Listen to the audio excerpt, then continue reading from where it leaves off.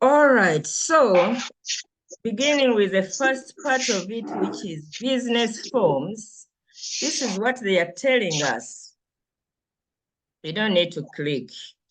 But what they are telling us here, one of the most important important things that you need to do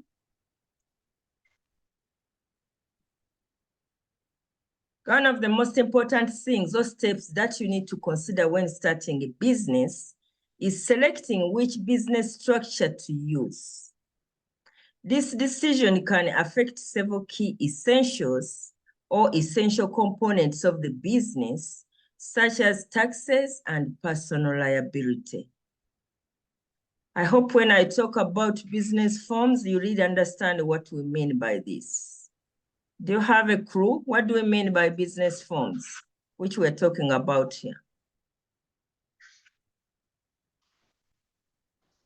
Can I have a feel? Don't tell me the business form is a business form when I'm doing snacks, when I'm doing transport, when I'm doing insurance. Yes, that is a business. But in relation to forms, we are talking about legality. What makes it really recognized in the sector or in the state?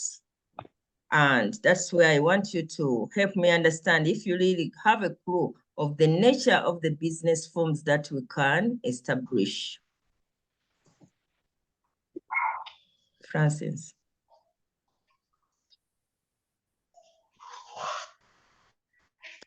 Yes, Father.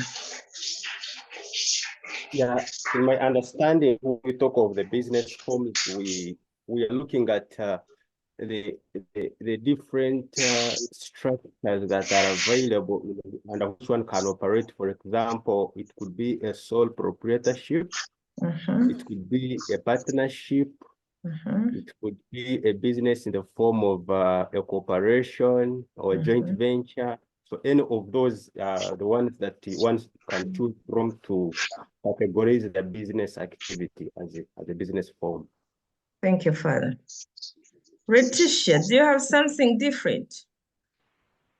No, I actually wanted to say the same thing. It must, I just wanted to say that it must fall under at least the 4 commonly known forms of business. As Father has stated, it's either sole proprietorship, being alone, or partnership, joining with someone, or corporation, or limited by liability. That's what I wanted to say. Excellent. Basically, that is it. Now that our friends have helped us to know where we are going, I think we need to tighten our belts to make sure that we get there safely. And by the time we get there, you have a better idea of which form of structure that you are going to be establishing, and to know why you choose that and how best you can be able to run or operate that business. We are looking at those forms: sole proprietorship, partnership, corporation, or any other which is recognized into the state or in the operation of the business. And they have told us that in regards to that, some of the consideration you have to put into perspective are the liabilities and the taxes. Those are hints that they have given us. And they're saying us, as far as that is concerned, when we are doing a business, we are looking at starting a business, it really takes a lot of time and energy. So when you are starting your own business, determining the form or organization, it is very important to know what best suits your needs. So what are some of the things that you could consider in determining which form of business you are going to take, apart from the tax and the liabilities? What are the other factors that we need to think of? The marketing. The marketing. Why do you think marketing is important in relation to determining your business form? Kituufu tukikkiriza obuzibu mulimu tubukkiriza naye nabasaba nti koosi ya myaka emeka 2 Francis, mukkirize ebizibu bye mba muyiseemu. Francis Xavier Maz. I'm very sorry.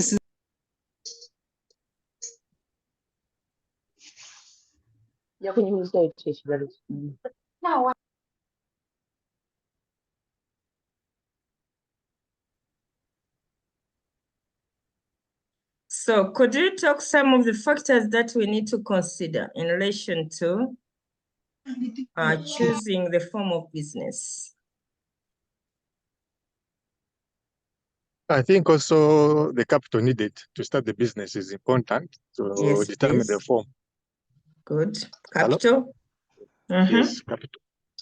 For example, for a sole proprietorship, the minimum requirement of capital, the capital required to start a small business for one person is a bit small as compared for a partnership. So if you feel like the business requires too much capital, it's better to have a partnership where you can have a partner probably who can bring in 50% of the capital required.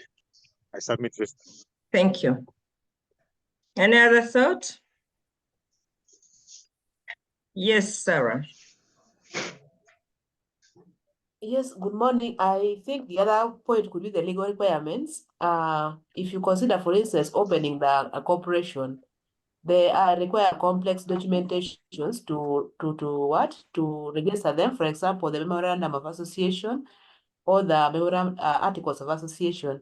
But when you compare it to like a sole proprietorship, does not require a lot of documentation to start it. So I think the legal requirements should be one of the factors that should be considered when opening this kind of businesses. Okay. Thank you very much.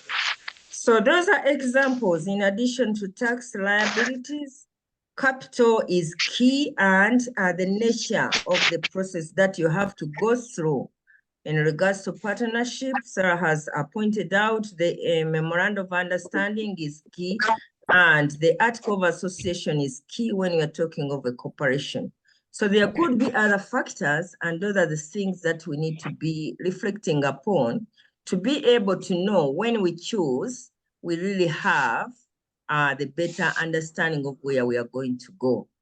So understand that your business structure affects how much you pay in taxes. And that's why when you are considering, you really need to know what is the nature and what is required by law when it comes to taxes. It also requires the ability to raise capital. As you heard, we need to know or to understand that when it is a partnership, you may need to get other members to contribute. But when it is a sole proprietor, everything stands on you, and you really have to spend money to make sure that the business moves on. So that is very, very important. And when you look at the paperwork, that's what Sarah has said.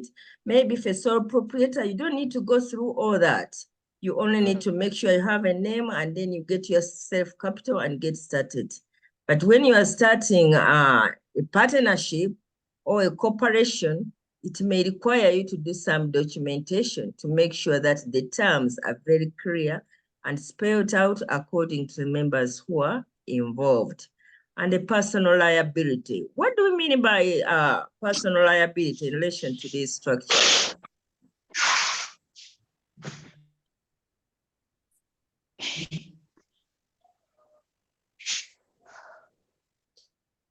Yeah. What does personal liability mean?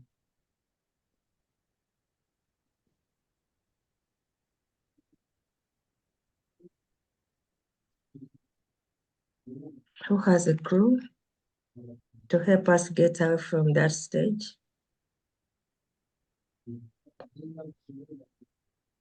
Thank you. What does personal liability mean?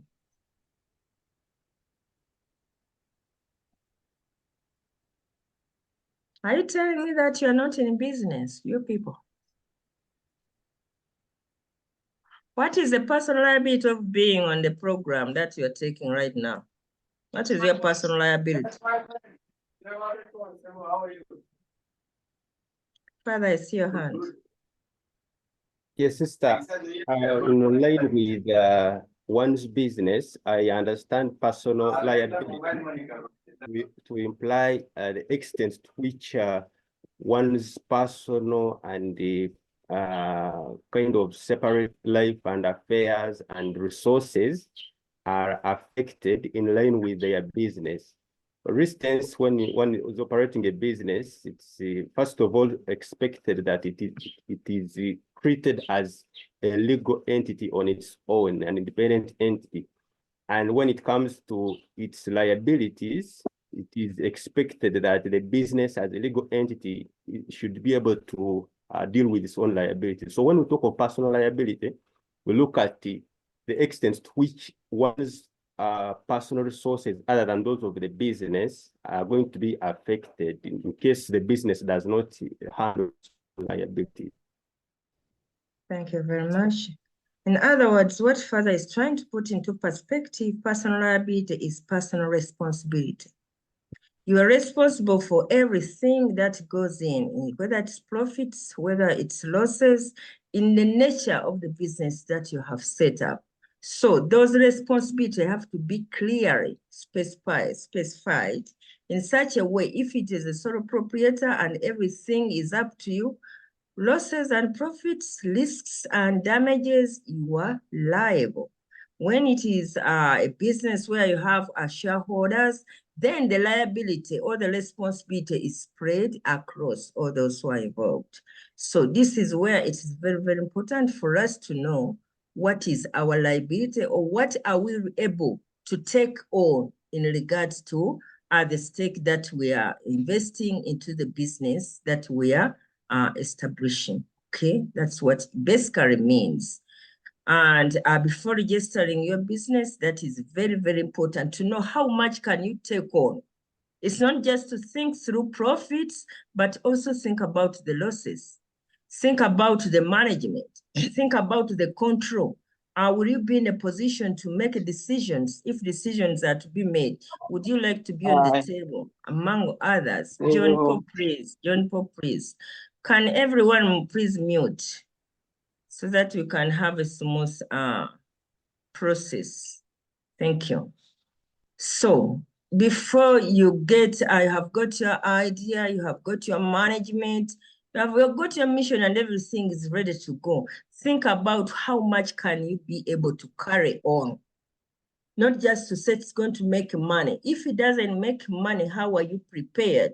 And that's when it comes to perspective to know how best you can register to see how you can spread the risk.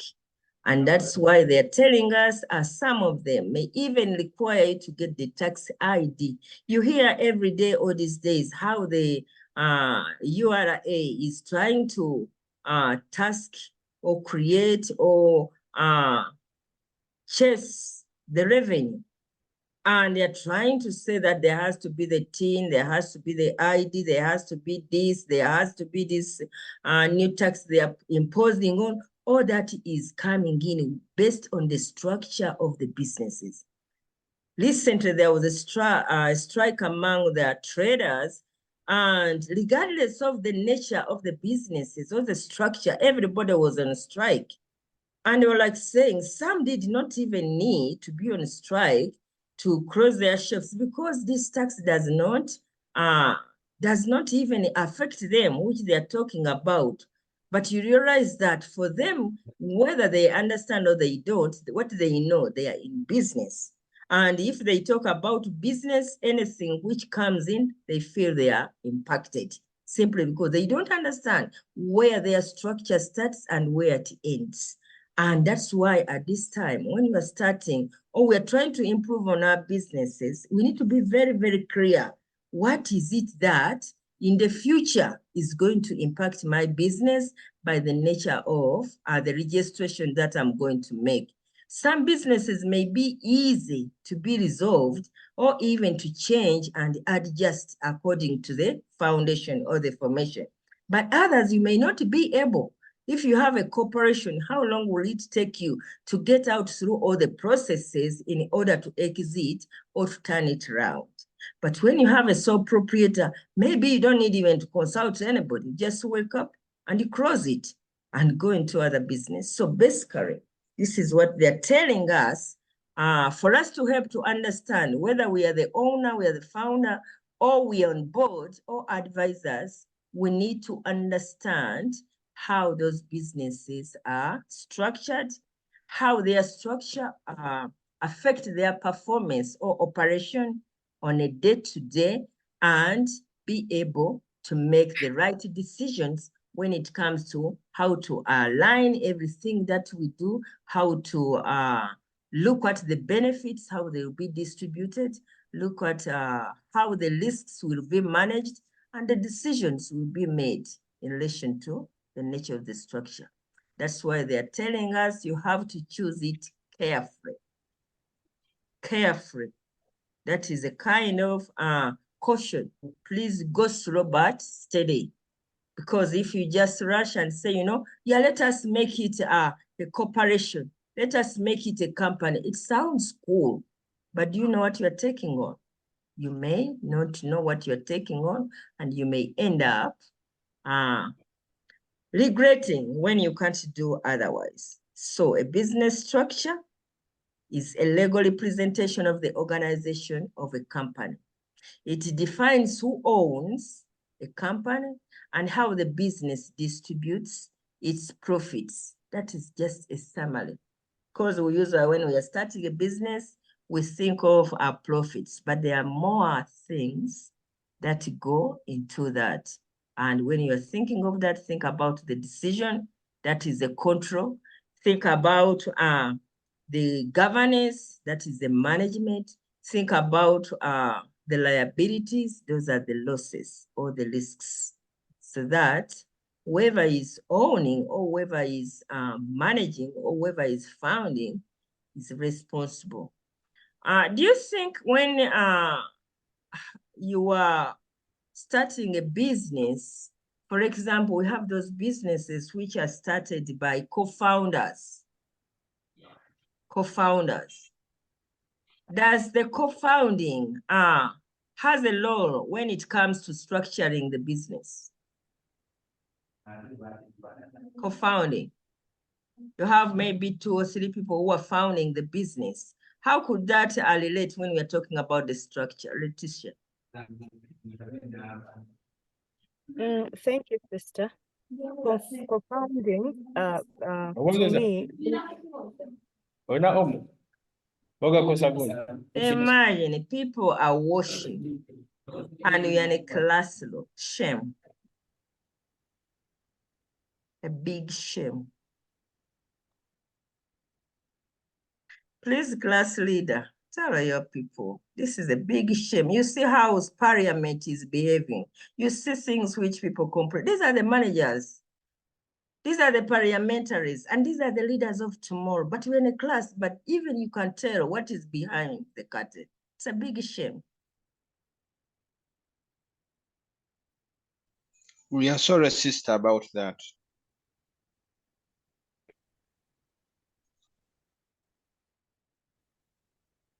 Leticia, please.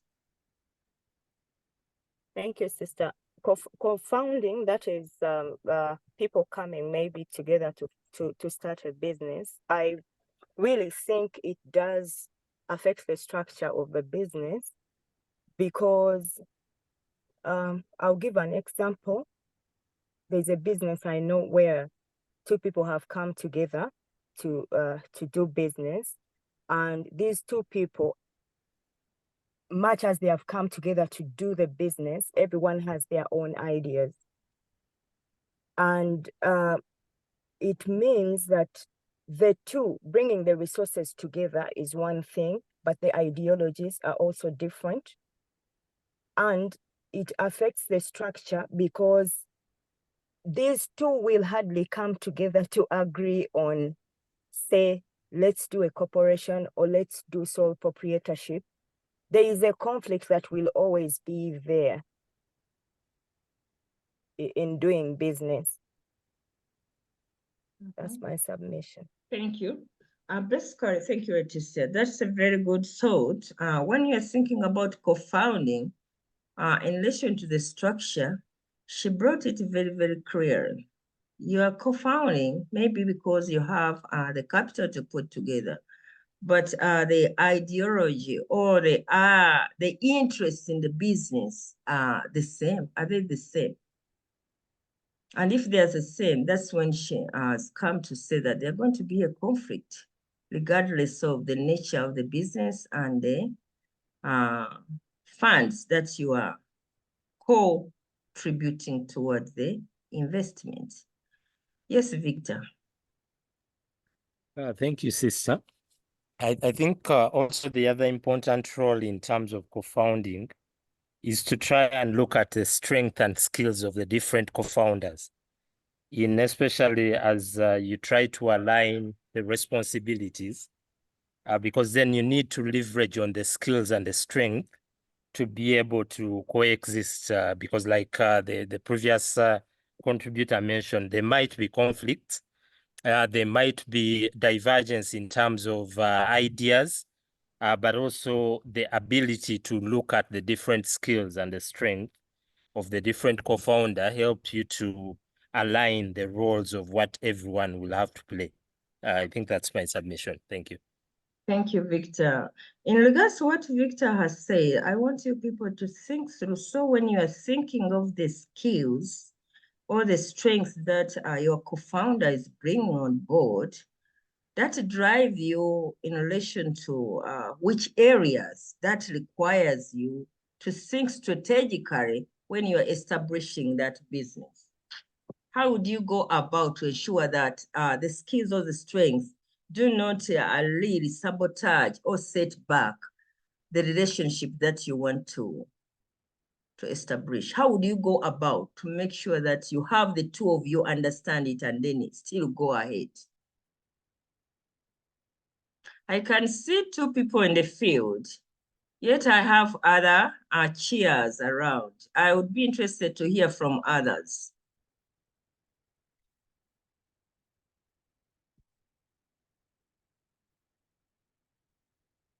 Because we are talking about structure, and this is the nature of the structure we are in. Either you were sole, or you were dormant partner, or you were just a shareholder who wants to wait until the profits are out. So can you get to know, we are talking about co-founding in relation to the structure of the business, and two things have come out. We have to think of the ideology, regardless of the investment they're making, do all these have the same terms of thinking about the business? And in regards to that, how about their strengths in alignment of the business? And my question is, why do we have to think about the strengths or the weaknesses when we are talking about the structure of the business in relation to co-founding?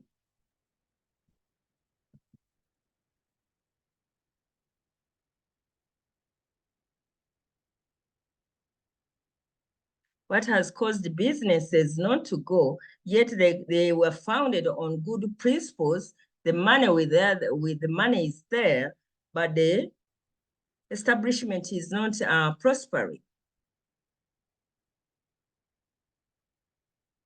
Yeah, I think, sister, the issue of the structure and the co-founding, some of these arrangements, like partnerships, require examination of the integrity of those partners you are trying to recruit, because you might get a person who is not upright and you do not know. Then you go into partnership, which is 50-50, and then along the way, that very decision makes you crumble, just because you didn't think through properly of the partner you are trying to recruit. Secondly, the choice of the business also might be impacted on the skills both of you have, because if one is good at IT, one is good at, let's say, auditing, you might think of packaging services on those lines, because you are having competence already within your partners and your co-founders. I submit. Thank you very much. Boscos, JB has raised up very two good points to add on that. You're talking about values, core values.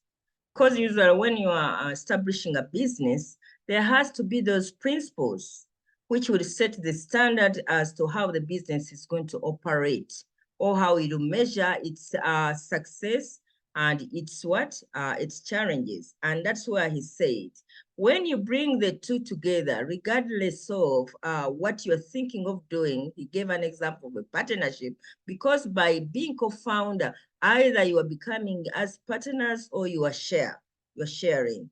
It's important to think about their values. And the values also goes in line with the ideologies. What is it that's driving them to start the business?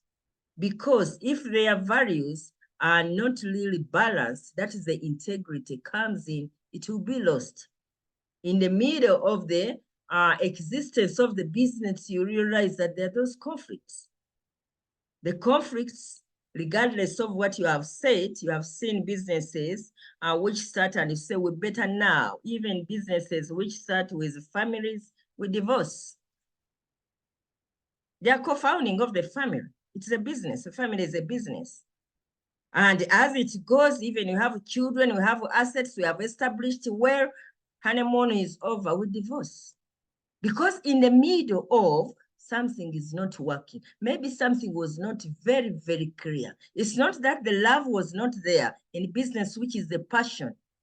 It's not that we were not all having the interest to see it grow, but something has not worked out. And that's where it's very important. How do you talk about those things which are not talked about in the normal way, so that you really get to feel how this person is going, how will it be to work with this person in the long run? People have started businesses, family businesses, and they start so well. But in the end, when they say divorce, let us divide, they start pulling. And you see where everything is ending. This is it. It's not just talk about structure, talk about how are they founded. By the time they're founded, how have you come to license them or to register them? So that you don't go fast without thinking of everything that it will tarnish your relationship in this affair. That is very, very true. I have a very true example whereby we have a family business, and in that business, we got people whom we thought that, and actually, as you have said, it's very, very important. In the family or in a business you set up, one can be in the health sector, another one I happen to be in the education sector, another one may be in financial sector, but you are all coming from the same tree. And you say, let us set up, you are all co-founders. And that being co-founders, you are all trying to see this thing as a supported beneficiary to the tree. And you say, okay, let us put money together and everything. But in the middle of the time, or in the middle of the night, this one co-founder turns around and realizes, no, I think I'm not going to get what I should get, and started scrubbing.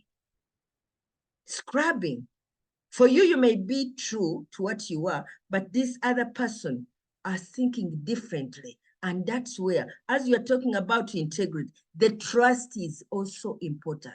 How much trust do you have in the investment, in the structure you are building, in the people you are bringing on board to make sure that everything is aligned? Because if it has not been developed, that's when you're going to get, and at the end, this one who is opposite of what you believe in will grab, and you'll be taken out of the know when things is out of your hands. That's what is very, very important in this kind of structuring. Even when it comes to the registering, this is a person who may be, has a skill, knows everything, and will drive you to do it. Let's do it this way. I think when you put it in this kind, for you, with your ignorance, you're just saying yes, yes, yes. And with a yes, you are yesing yes to something which you'll not be even able to take on when the liability comes out. So this is what is telling us. Structuring and foundation, they have to be all aligned with the values, with the ideology, with the purpose, with the objectives, to make sure that you have tested it out clearly before you mess it up, okay? So things that you need to consider generally. This may be very direct. Generally, you have to consider the day-to-day operation. Day-to-day operation. And when you're talking of day-to-day operation, you are looking how are decisions made? Because the decisions have to go through who gets to do what in regards to the responsibilities, who supervises, monitors, and who oversees the operation. How much you are going to pay in taxes, that is very, very so important. Is it going to be part of the income that you have raised? Or is it going to be a double tax? The organization has to pay, and you have also to pay according to what you share based on the profits that you have made. The amount required and the paperwork, that is also a key. Do you have the time to get into all those processes? The liability, we have already talked about the liability. And when you think about the liability, talk about those losses. Because usually when you're talking about the profits, it's how profits are going to be shared. That is very, very easy. I have put in so much, so everything will have to come to me. If I have put 50-50, it is 50-50. But when it comes to the risks and losses, that's when you have to think of who takes the responsibility to pay more. That is very, very important. Not often that people talk about that when they are in the honeymoon. The honeymoon, yeah, we do this, it will work out well, then we shall be together. But let it rain. What do you see? What do you see out there when it rains? Who resolves the case?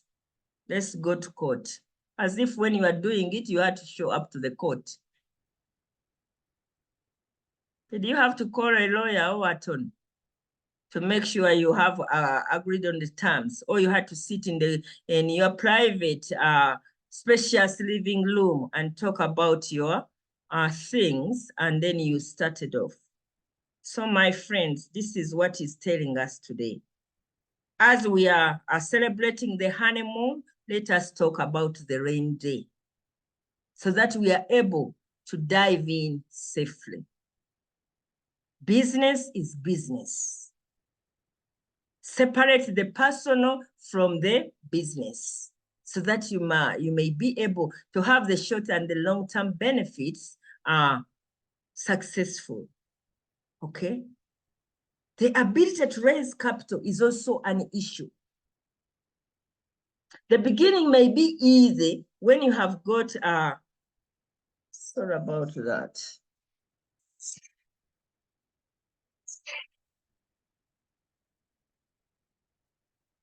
The beginning may be easy when you are when you have got this good luck. You have won a reward, you have got a donation, you have got your pension or any other, and you have so much money, but how have you planned for it? Planning. So that you have a clear understanding when the investment has taken on in regards to the structure. If you are the only one, sometimes you don't want even others to know that you have got this luck. And they just see you coming up with something all of a sudden. So this is a caution for us to know. We need to plan in the structure that we are establishing how a fund is going to be raised to make sure that the operation is steadily financed. The program are running on steadily, okay? And the nature of the business will continue to get funds when you are 2 or when you are 3. But if you are 1, either you plan to close. So these are the types of forms of business which you have already hinted on. So proprietorship, partnership, corporation, cooperatives, franchise, joint venture, and non-profit corporations or organizations. Which one are you trying to think of as your take on? Why would you go for a sole proprietor and not a corporation or a partnership?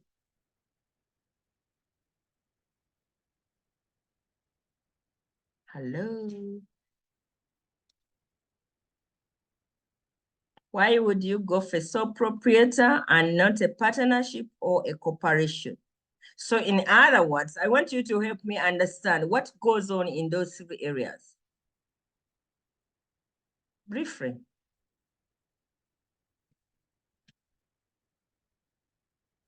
Hello? Yes, please, Ronald. Yes. Hello? I can hear you, but you're a little bit soft. This is in Kong. I don't know. Am I audible now? A little bit. Okay. Now, some people normally go for sole proprietorship for so many reasons, other than being partnership or corporation. Because now for the sole proprietorship, is the sole manager for this company. At times you find the capital start up a business or an enterprise is having that money, it can just be for, 20 million, 5 million, just 100,000. Yet when you go like a corporation or a partnership, it may need a lot of money. And then you can find that he also takes on the decision himself there and then that there's no need for the annual general assembly that this is what we want to do, this is how we are going to do it. He can just take on the decision himself there and then that. I submit. Thank you. That is Ronald's view. How about others?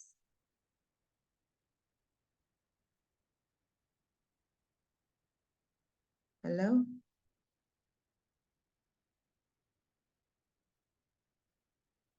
You are so cold this morning, yet it is not raining. Letitia? Yes, sister. Why are they so Okay. cold? They are not cold. They are still digesting and listening to you. Can I say something? Go ahead, please. Okay. Sole proprietorship gives you the freedom to feel that you own the business. You're not answerable to anyone. It gives you freedom. Then secondly, it's easy for you to enter and exit at the same time. And it gives you confidentiality because you choose who to tell what you want them to know. And at the same time, people love to go with it because it doesn't require a lot of capital. However, it has disadvantages because the fact that you don't want to feel controlled also has its own disadvantages. It means that whether you're doing good or bad, you're not getting advice from anyone. You have control of whatever you're doing. And maybe even the weight, it gives you a lot of weight. You bear it alone, the taxes, you have the profits, you have the losses, everything is coming to you, both good and bad. And I feel that the chances of a sole proprietorship collapsing is also very high because there are times you may not be able to invest more in case of a need to invest because you have to look for capital. The sources, the way you get the capital also matters. For instance, if you go, for instance, to the bank, They will always want to look at your balance sheets, how you're doing, how you are progressing, your income statements, to be able to give you an amount of money that can help you push yourself. But the fact that you're doing everything alone, in most cases, sole proprietorships actually tend to be informal businesses where people don't do documentation. They do everything in their own pocket. So when it comes to looking for capital, say from the bank or asking for a grant, it gets so hard for you because you don't have formality. But vis-a-vis the partnerships, most of the things, the fact that you are partnering with other people, it means you have to be formal. However, partnerships that are informal still Can you do stop not. there? Can you stop there, please? Thank you. Okay. I appreciate. Can we hear from Francis? Thank you, Letitia. Yes, good afternoon, sister. Good afternoon, class.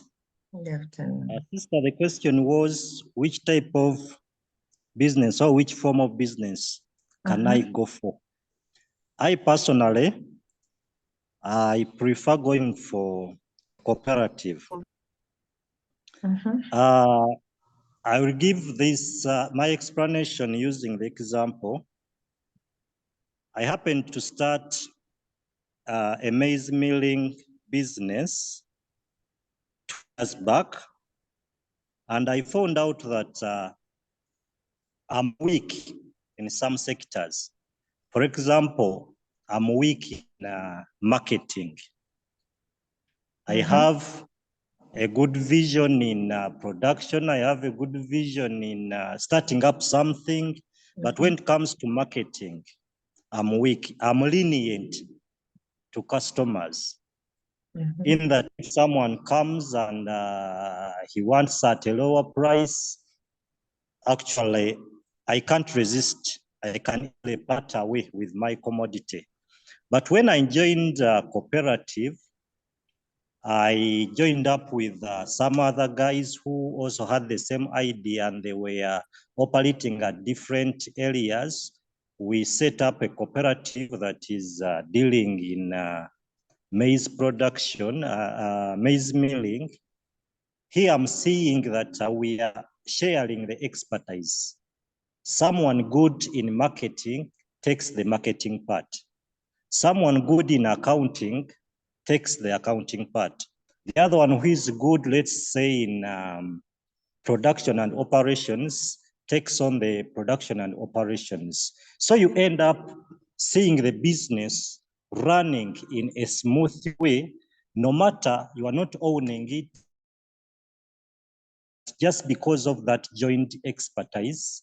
You find that even the weak point that you would have as a challenge has been solved by sharing the expertise. So sister, I prefer working in a cooperative other than working as a sole proprietor. I submit.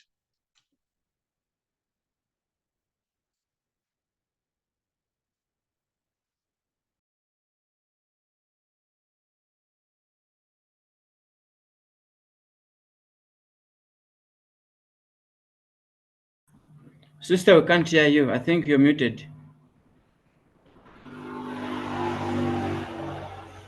We can't hear you. I think you can hear me now. Yes, better. Thank you. I was trying to practice the good behavior. Thank you very much. So what I was saying, what Francis said, helped me understand his business concept. And as well, I think I agree with what he said in relation to the cooperatives, what brings them together and how they all benefit. I hope you listened clearly. So can we hear from Kasozi? You had your hand up.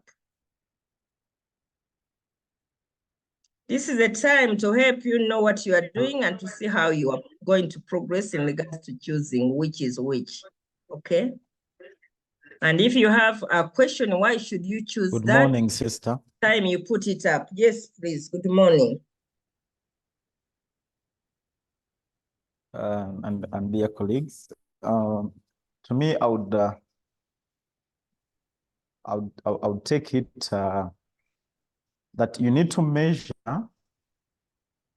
as the vision bearer the need to go into either partnership or to stay a sole proprietor. when I was interviewing developing the report for the past coursework, the vision bearer of Kweli Shop told me it was really hard for him to select a partner because he was scared whether he will really understand the vision he had. So he had to take time on selecting who should be the partner, regardless of people around him that were interested in joining him. He interacted with them to see their interests before bringing them on board. And at the end of the day, he discovered that only one would understand him. So he went on with that one person. Then later, when he found out that he needed finances that were not available, that's when he also had to bring on board another person. But on bringing on board that person, the issue was on finances and not on the vision. Because this person said they would give them a grant, but would not stay in business with them, and they would refund them his money afterwards. So my take is you need to measure the advantages and disadvantages. Like Letitia said, that the advantages of being into a partnership. However, when you study what happens in Uganda, the risks of doing partnerships seem to be more, and partnerships are not really working out because people lack business discipline.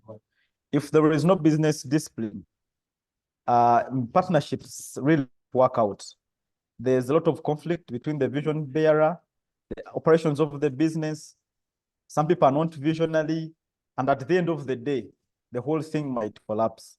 In fact, the Kweli.shop, the gentleman told me he started 2 times, and this is the 3rd time. That's when he started off.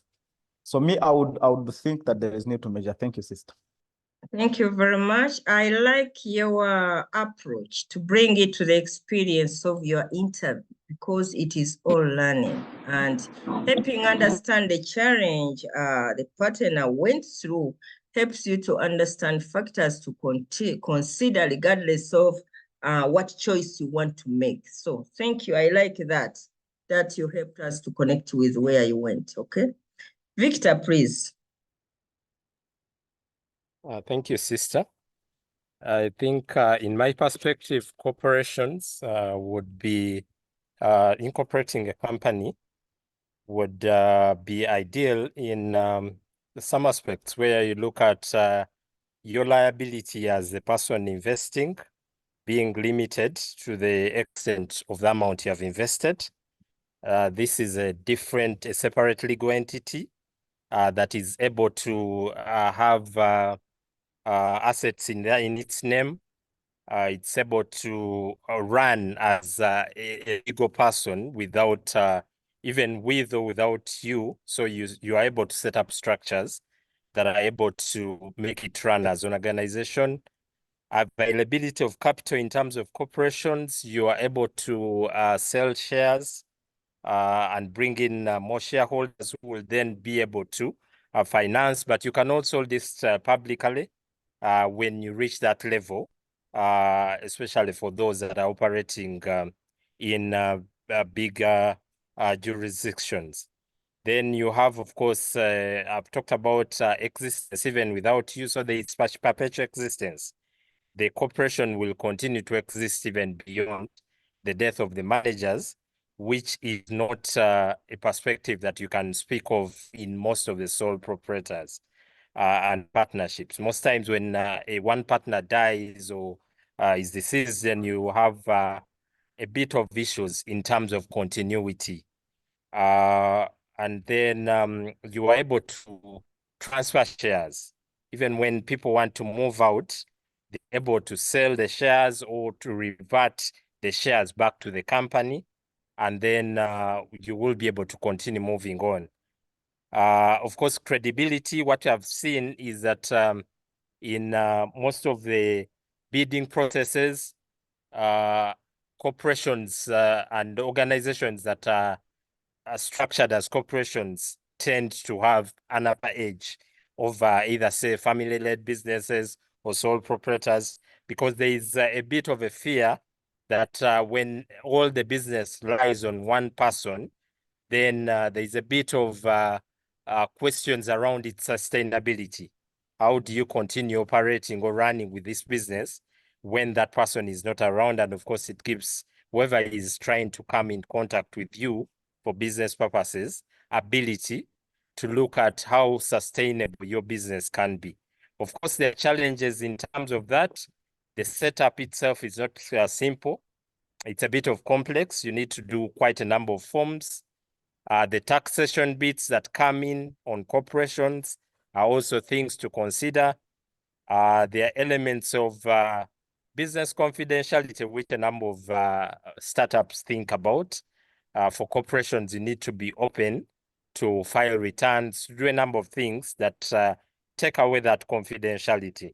But I think for me, it's one that I have done considerations on. Thank you. Thank you. I think that is very elaborative and concrete in relation to argument in when one is thinking of starting a corporation, what it entails. He has put it very, very clearly that as a corporation, it stands to be separate from the owners, and in regards, it assures its sustainability when it comes to its existence and continuation. That is very, very key.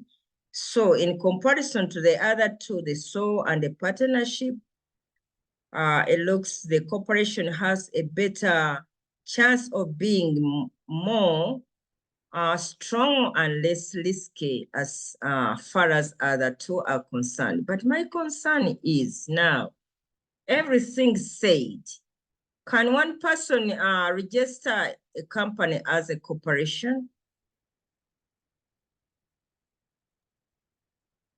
Yes, sister, if I can respond to that. Go ahead. Now there's been an amendment to provide for single member companies.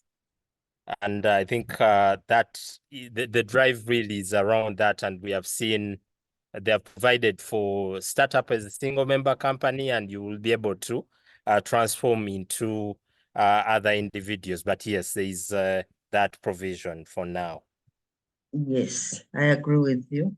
Then what makes it strong? If it is one founder who registers it as a corporation, what helps that kind of formation or setup to be successful? Give others a chance, because you have it. So class, based on what you have heard from Victor, he has assured and directed us that with amendments and the trends, one person can come up with a corporation. And knowing that the corporation is less risky and more sustainable compared to the sole and partnership, then what helps that one man gets the business go and sustained in relation to its formation as a corporation?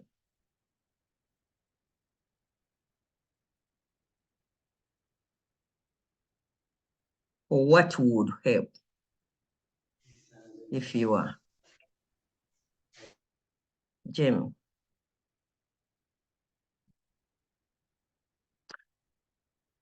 Jamie, can you say something? Aliko, do you understand what cooperation is in relation to what Victor has explained? What would help that one-man business stay on? How would he go about operation? John Paul. I think planning comes Can I first. try? Let Aliko go first and then you come in, okay?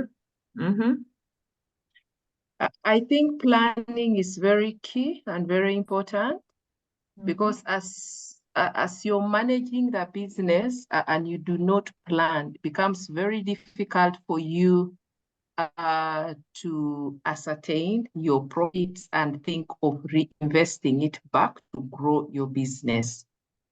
And that is one thing that I think this needs to do.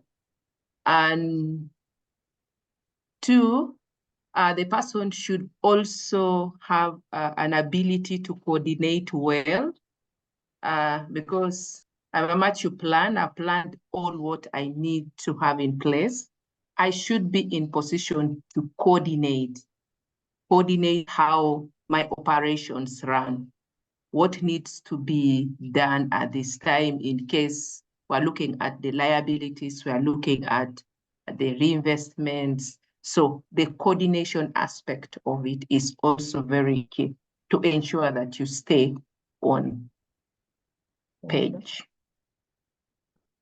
So planning and coordination are key in regards to how the operation takes place. Who was the other one who wanted to say something?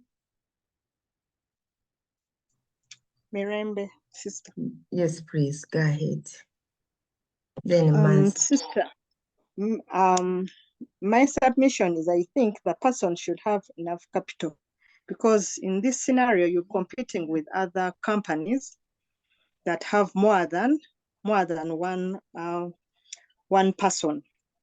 I think with the capital base that someone engages in the operations, it can enable that company to compete competitively with other companies that have more than one person. I submit. Thank you. She says one needs to have that capital. My concern would be how would that capital be raised? Something to think about, and you help me as we advance. Then we hear from Albert. Some of these persons have their own resources, and you find that there is now one person, I've forgotten his name. He comes from a very well-off family. Even I can give you now like the Mandela group of companies. Mandela, one time I had a talk with him, but he says he's reaping on the profits of his grandfather. So that implies he has not even started on the money of his father, and he has not even started on his own money, but he's still on his grandfather's. That is why the Mandela company has thrived, and it's multiplying at a fast rate.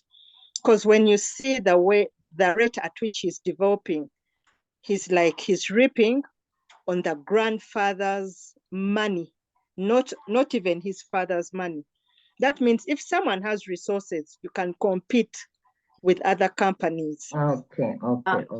So what you're saying, personal investments are key. Can we hear from Manzi, please? Manzi. Yes, sister. Manzi and then Manzi, okay? Oh. Okay. Yes, thank you, sister. To me, I think when you start up a corporate or a corporation, no matter it's a single-owned corporation, but the name itself can stand as a non-living person, which can acquire resources or funds from any financial institution, because this is a corporation which is legally registered and it can operate as any other person. So even if someone doesn't have the individual resources, but provided he has the legalities, he has the registration certificates as a corporation, he has directors, he has the management, you can acquire funds and resources which can help you run that corporation. So I think that's the strength it has compared to the sole proprietorship, whereby you need to to use your personal resources as a sole proprietor to run that sole proprietorship. Even in partnership, it's these single partners that join up their capital to raise up that partnership. But with a corporation, people can use the name itself to acquire funds for the corporation. I submit, sister. Thank you. So you were saying that the nature of the business gives trust and confidence to other members to invest in money or support the organization. Next person, was that Manzi or Maz? Manzi. Okay, can we hear from Mazi? And then we shall go to Ronald. Francis. Sister, it was Francis Mazi. Now it's Manzi. Okay, you know these names are tricky. Next person, then we are hearing from who? Maz? That was Maz. Yes, he's the one online. No, the one that was speaking is called Manzi Francis. Now, Okay. me, I'm called Manzi Albert. All right, Maz, go ahead. Problem I have is now with Manzi Francis when he was telling us about cooperatives and how he came up with the maize meal. Now, my way of thinking about cooperatives is in their formation, there is how do you call it? Like they say in the membership, irrespective of how much you bring in terms of maybe capital on the capital pool, it is every man, one vote. Every member has equal rights when it comes to decision making. Whereas in the other like partnerships or maybe corporations, maybe like limited liability companies, the person that brings in the most is the one who makes the most decisions. I don't know if I am right or maybe elaborate more on that. Thank you. If I come in, can you hear from the others, please? Okay, sister, this is in Congress now.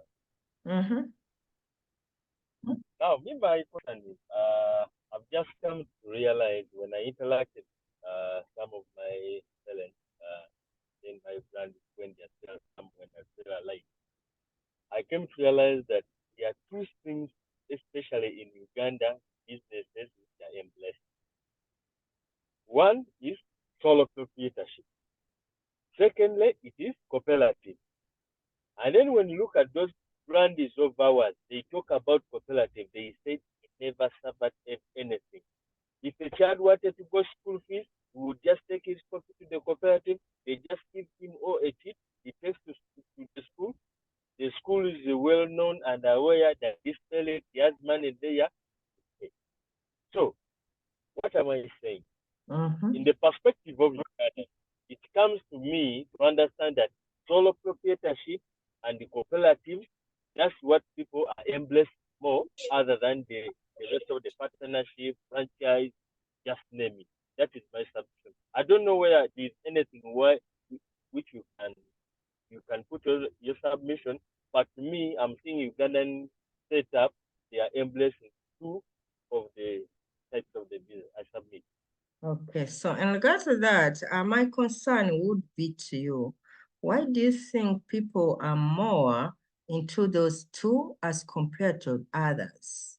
Because that will help you to enhance or broaden the argument. What brings them into those kind of structures? That is very, very important for us to get further. You may not come in now, but it's very key for you as you pick out the nature of the structure you are operating. All right, next person, please. Can we hear from, that was Ronald. There was that Ronald or Rubanga?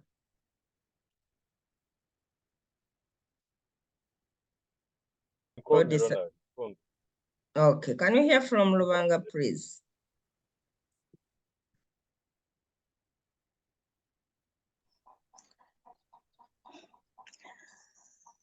Good afternoon, sister. Good afternoon to you. Good afternoon, managers.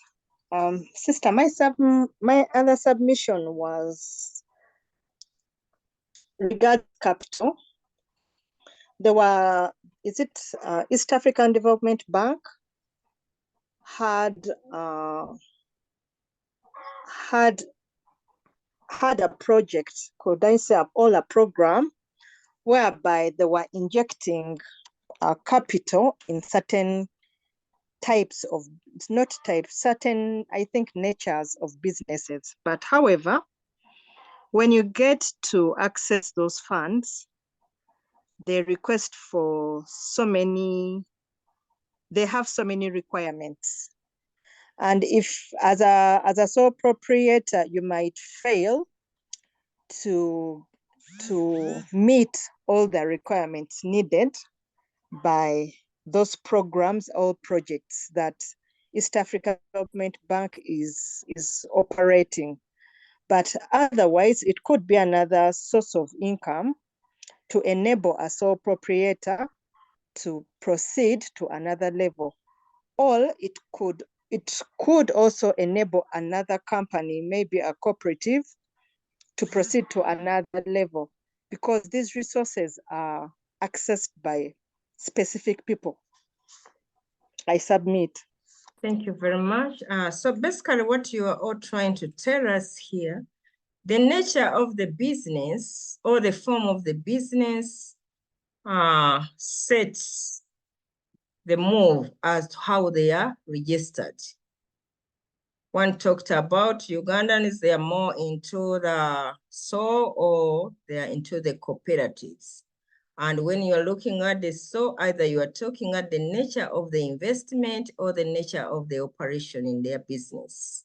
And when you look at the cooperatives, also it is a kind of what is that, the purpose that they are in business, and what is it that they want to get out of the business that drives them.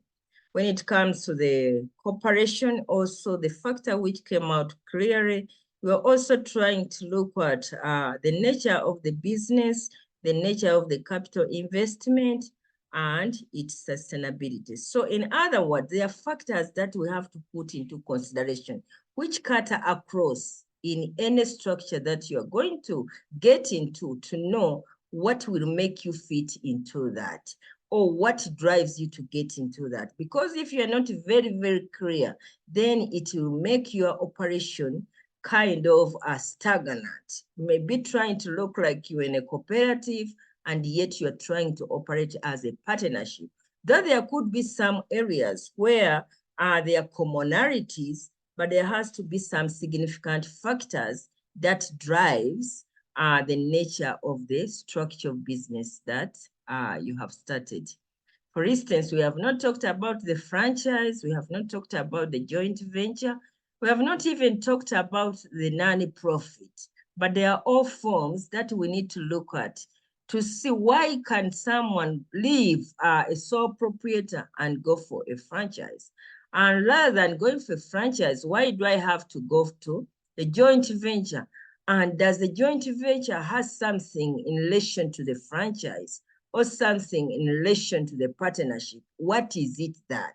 That is very, very important for us to understand, so that by understanding it, then we are able to fulfill the requirement and not to face the liabilities when we are not very clear of what we are doing. So I want you to be thinking about those others still, so that you can know a franchise basically, it requires you to have a license, because it is not something of your make. It's something that someone has already established and you have admired it and you feel like, you know, doing more or less the same thing will help you earn some money. And then you have to get the right or the permission to be able to operate that same model of business in your place or in another region. But it's also important to ask, by operating a franchise and becoming a partner in that relationship, what are the benefits?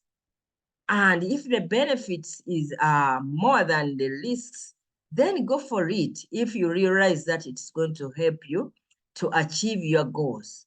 Then the joint venture, you realize that it's more or less like a partnership, because it brings people together to establish a relationship for achieving a common goal. But if you are looking at a joint venture, is it strategic or is it just for short time? That is also very important for you to know what is the nature of the relationship that you are establishing and how is it going to be sustained, or how are you going to achieve that goal? That is very, very key, because some ventures may be just for a short time, but also it is very important to know, how do you choose those who are going to work with you on that venture or on that project or on that task?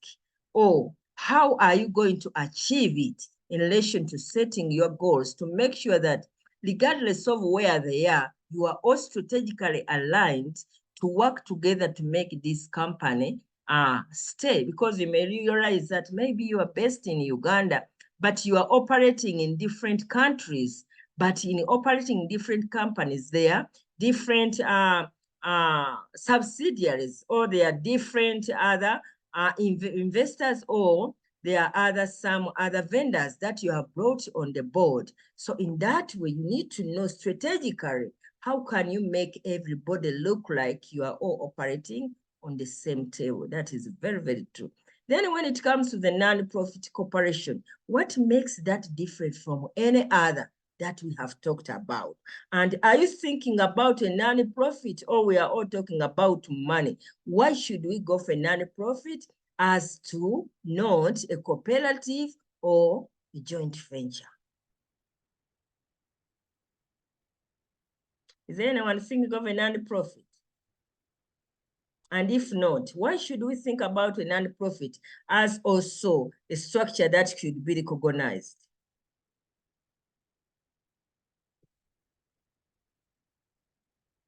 In a brief, what do you see out there? Are they recognized in the state? How do they operate, and how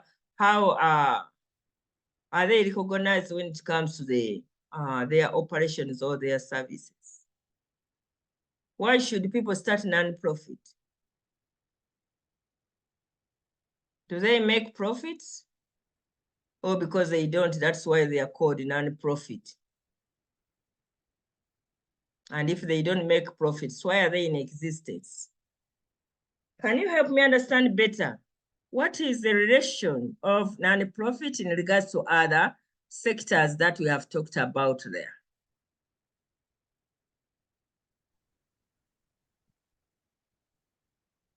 Why would you go for non-profit and not a partner or a sole proprietor, or a joint venture, or a corporation per se? Class, please, let's go through this fast. Yes, Mirembe. I think when we look at the non-profit organizations, these are basically they offer public goods. They rather offer public goods. And when we go for, like, yes, they make I believe they make some little profits, but not per se like excessive profits. That is what I think this organization are most evaluated. I think like National Water is non-profit, though it provides a service to the public at a cost. All umeme, I consider them non-profit organizations. Thank you. Excellent. Now she has raised another issue, and I want you to help me understand whether those two are non-profit. Okay, but first help me from the first one. I'm going to hear from JB.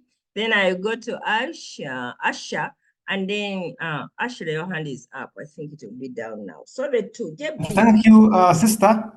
Yeah, first of all, for correcting Shire, Umeme is not a non-profit. It's actually a public company and listed on the stock market. Yeah, so National Water is also not not for profit. It is a government company. Yeah. So your question, the non-profit arrangements, largely, like she pointed out correctly, they are largely meant for social impact, to really provide advocacy and awareness. And most of these NGOs, I think, fall in this category. Even sometimes the promoters want to form them to get tax benefits, because there are some tax benefits for both the donors and those companies. Yeah, so all in all, these provide community service, public good, advocacy, and generally speaking, they are meant for social impact. Like if you want to go and teach the Karamojong how to get civilized, you can't do it through a profit organization. You make an NGO, then you go and really create awareness, which requires all stakeholders. I submit. Thank you. So basically, you're telling us, I agree with you for the first deliberation you make. For those companies, they are public, and public means they are government, they are providing services as a government organization. So they are not basically for social services or for other agenda. And as JB has raised, when you're looking at non-profit, they are set up to provide services to the public in relation to maybe not necessarily making profit, but to make sure that they fill up the gap. So Asha, what do you have to add on? Thank you, sister. Non-profit organizations are corporations that operate for purposes other than generating profits. For their owners and shareholders, basically they are dedicated to serving the public interest, advancing a particular cause, and providing services that benefit the society. Or even like they don't distribute profits to shareholders like the profit corporations do. Instead, any surplus revenue that is generated by that organization is reinvested further in its mission, and it is used to support its programs and activities. So that is what I had to say. You said it well, and I like the last part of it. They are providing a service to the public. The profits they make is not to make profits to share, but it is reinvested within their organization to expand their services or to add more value to the services that they are providing. And by doing so, that's how they measure their profits, because it makes meaning by fulfillment of why they were set as non-profits. So if they were set to make sure that everybody is doing well, their health, their whatever, they have provided that to a certain region, and they have been able to get more support in relation to the fundraising that they are making, and they are expanding the services to other regions or to other needs of the public. So I think that is the key. They don't distribute the profits, but they make the profits by adding more value to what they do to make it more meaningful. So other factors may continue, but I think for now, I'm going to end that there, and then we'll continue so that we can be able, but it's very, very important to know how do you choose and why you choose, so that you are very, very clear. In regards to factors that you need to consider, make sure that, Francis, your hand is up. You wanted to say something?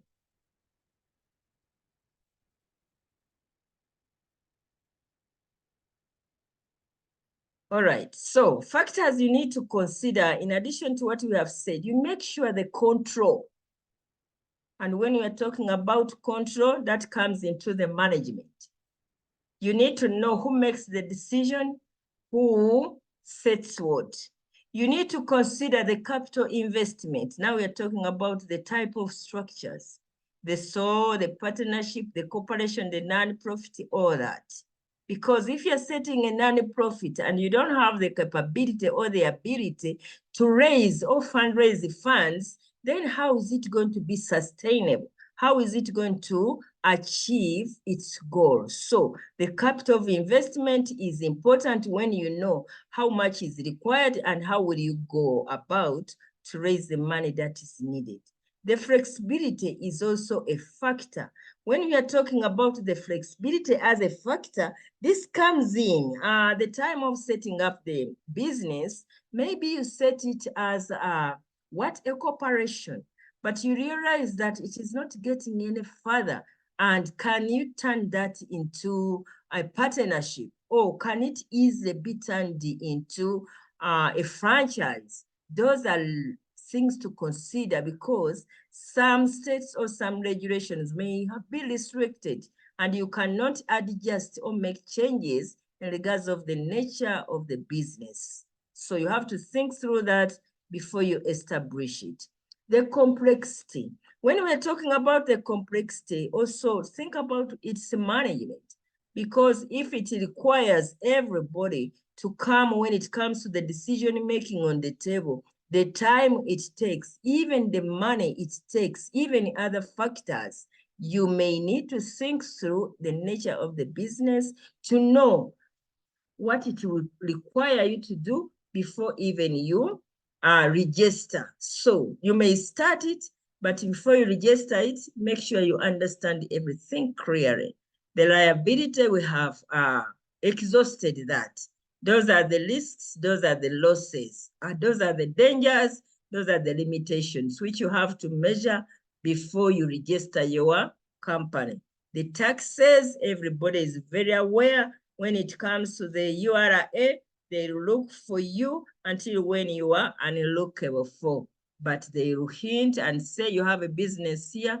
It is if it is registered, well and good. If it is not registered, that could be another factor which may be faced, because the government expects you to register your company. Sherry, you have something to say. I see your hand is on and off. Can you please bring out briefly? Thank you, Sister. I seek for your clarification. For under non-profit organizations, because we also have churches and societies, but in a way, these house of worships are making profits, which profits are kind of not reinvested as such, but they are distributed in a way. I seek for your clarification, as well as some societies. Thank you. Thank you very much. Because I'm not very aware of how those non-profit or institutions we are talking about are formed or are registered, it may be a little bit tricky to know how are they operating in regards to their profits. And even we need to understand clearly, what do you mean by profits? They are making profits. Because the way you look at the profits may not be the way how the organization looks at its profit. So we need to make some clarification on that to be very, very, very clear, to understand their formation, their registration, if it is, or their operation in regards. Because for non-profit, some may be registered for tax exempt. And if they have exempt, they can use the funds as they have been registered, or they have been authorized in relation to the state. So I need to stand to be guided the nature of the non-profits you are talking of, and to understand exactly how they make and measure their profits. Okay, yeah. Somebody else can help us go through that, or we can explore more. Okay, Ronald. Yes, thank you very much. In my concern, I wanted to add on Kelly's submission. having me these days. You find that now the churches they are preaching that people should start making ventures where they can money instead every Sunday, every week, putting the followers or the Christian on pressure, raising funds from them. Now, you find that now, Church of Uganda, here you have Church House, which is under now, they are renting it out to Equity Bank and other tenants. There is also Pennsylvania House, which I'm hearing, which is under Church of Uganda. It is Uganda Matters Complex here in Kate. Now, we still have non-profit making ventures, or people are all going the other way around. That is my subject. Because those one I've already seen with my naked eye, and then I've also been hearing the about what that is, and then what how to do in order to every time put the basket in front of the followers, because they are saying followers are driven away from church because of the verse I submit. Thank you very much. That was Ronald. Francis. Yes, sister. My submission is best to bring a distinction between churches and non-profit organizations. I think churches are not non-profit organizations because churches, to me, it's more like it's more like a business, although it is exempted from income tax for now. A church cannot be a church and a non-profit organization. These are two different kind of businesses. Although non-profit organization can pay other statutory payments like which they have to do at the end of each month, but a church is not a non-profit organization, although they're exempted from income tax like non-profit organization. But I'm told maybe in future, it's one of the amendments that the Revenue Authority is going to bring in, are treated like any other business, and they are taxed, and the corporation tax of 30% of their profits.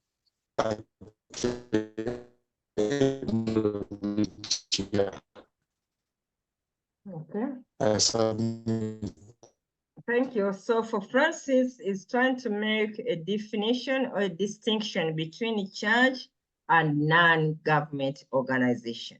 In other words, we need to understand what is the structure of the churches and what is the purpose of the church in relation to non-government organization or non-profit organization. Why is the church existing, and what do we call the church? What do we call a non-profit organization? That is very, very important. The purpose of existence, the nature of registration, the structure, the nature of operation, all that has to come into per se. Because now, as you hear, I think there are some churches or there are some institutions which have realized that is one way of making money, and they start up that kind of avenue as a way of practicing it's like bringing people who have the same community together, who have the same beliefs together, and that is one way of making money. But the question is, how is that money used in relation to the operation of that community or corporation, if we say, or cooperative or structure is very, very important.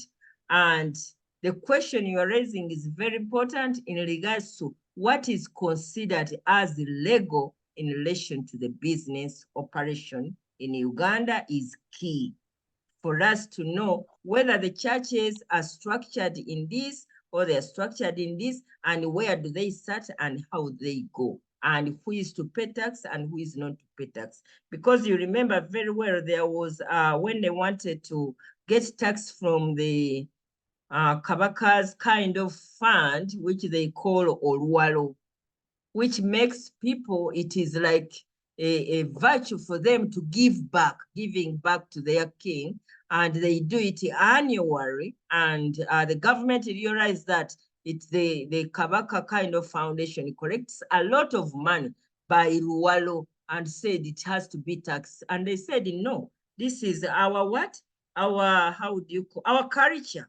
We believe in giving back to our kings or our whatever according to our way of setup. So you can't come again, even what we are giving out as a gift, and you charge it tax or you tax it. It is not acceptable. It violates the norms of how our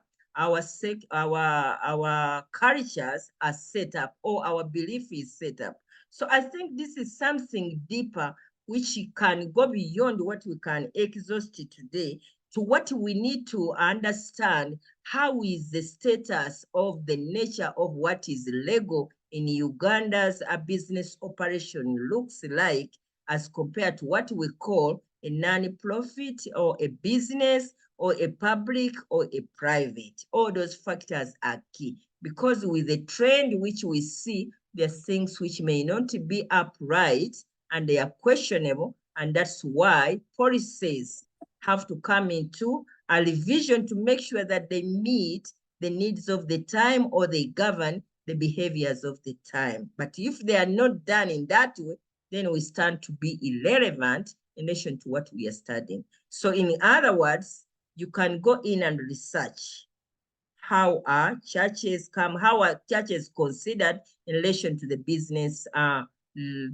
structures or business operation. Then you will see. And when you are looking at Uganda, it may not be the good example for you to use, but it is important to understand in other developed countries, even if their churches operation, they are registered under a certain category, so that you don't just wake up and say, I'm a church. Even some beliefs are not acceptable because they have to have that code number, which designate them to believe that they are legally acceptable as a unit or a sector of operation in that kind of structure.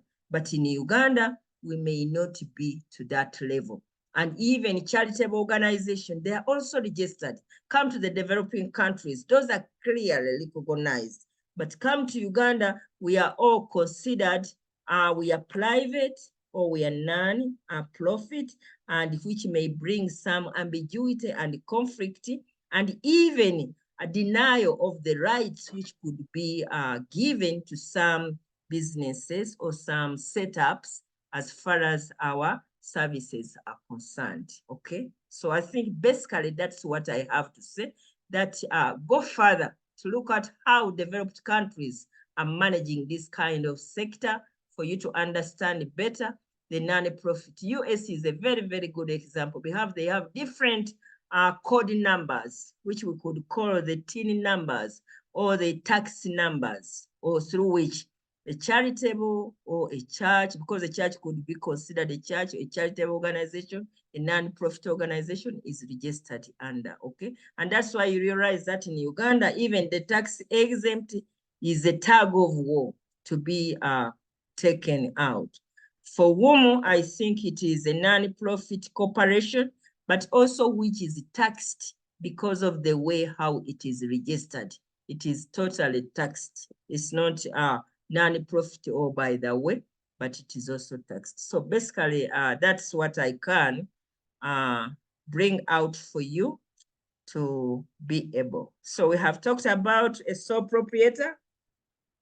Sole proprietor, we have clearly said it is one person business. When it comes to the profit, when it comes to the liabilities, you are liable. So understand very well what this means to you as you go into choosing your your choices. You need to understand the benefits and the limitation clearly stated. Don't look at profits alone. Look about the losses.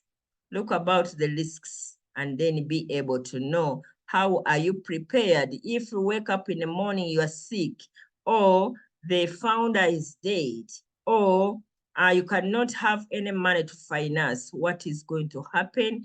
Can you turn that into a partnership easily? Yes. Then start as a proprietor, because you can, in the long run, or after 2-3 years, turn it into a partnership to be able to increase what? Increase your capital. That's what it means. When it comes to the partnership, we have said it has 2 or more people who have to understand what brings them together. And when establishing a partnership, you also need to consider there has to be agreement, because it is a contract. You have to write a memorandum of understanding, which spells out clearly how you go about profits, how you go about losses. Those are the liabilities. And when you do that, make sure that you go into even their values to be able to know what brings them to establish a partnership, so that you are not just superficial, but you are deeply diving into other factors which may not be tangible for you to establish a real solid partnership. Because this is very common.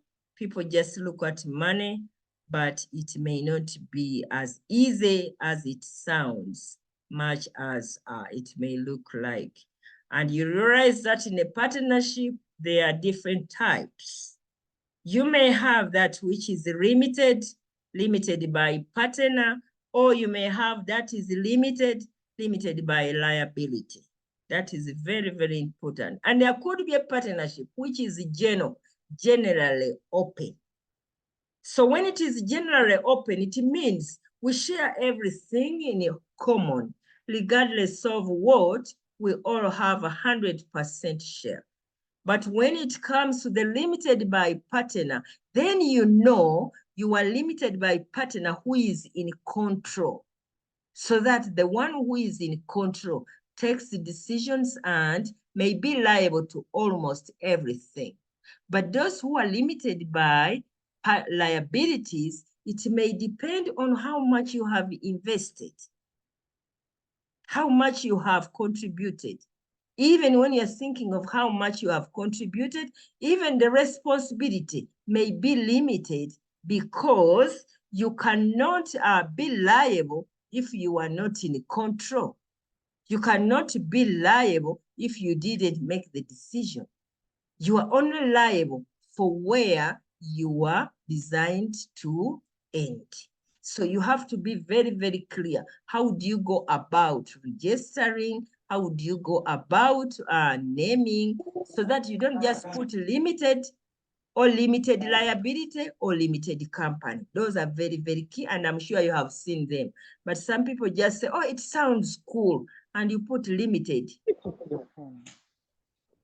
Limited by what? God knows. So that is very, very important for no.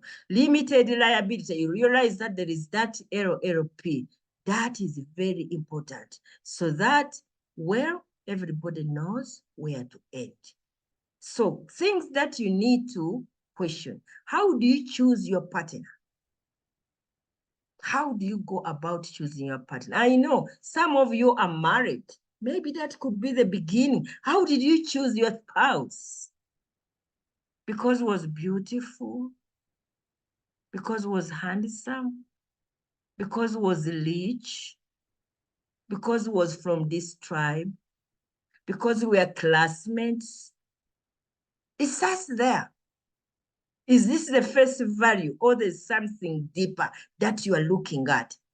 Bring it to the business perspective, so that you get to understand, because tomorrow when the beauty is gone, still the business exists. Because tomorrow when the money is there, you can come to the table to decide how best can you move forward. But when you have not gone into that level, the moment the money is not there, you are going to start grumbling. You know, I've been putting in stock, you are not even bringing money, you are not even telling me how much you have sold, you have not even brought in more stock, not knowing that every money you put in, you are asking me to buy meat and chicken. You are not even recording how things are going into the business. You are even giving them on debt, and you don't even consider to call your relatives to pay back. But now you are telling me I'm selling your chicken and I don't give you money. Hello? Don't just say, wow, the business has collapsed. Wow does not work when we're talking business. Have metrics. The agreements. In your agreement, talk about what happened. If this happens, how are we going to go about it? If you fail to bring your contribution at the right time, what are we going to do to make sure the business continues? If you have missed out on the profits and you are not able to share, as what shall we do to ensure that when the profits come, you are able to be compensated? What expectations do you have? Be very, very clear. And the question comes in here, would you start a partnership with your competitor? This is your competitor.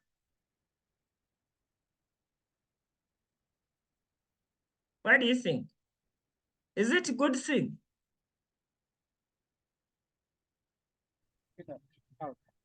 Yes. Letitia. It can't be good. How would he or she get the information? It can't be. Sister, it depends. Sometimes when you get into partnership with your competitor, you're leaving out competition. You're ruling out competition. There are different terms, I believe, that you can reach, especially if you're the weak one. If you are the weak one in business, it may work, but it depends on the terms and conditions under which you're going to work, because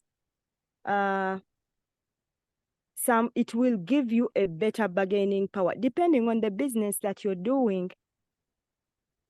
If you realize that you cannot break even, and if you realize that your competitor is bigger than you, you can look at a way to work together, because business, to me, it's about trying out new things and seeing how you work. You may think literally it can't work, but under some circumstances, it may work as long as you incorporate the legalities that you need to do and specifications of your terms and conditions of what you want to do.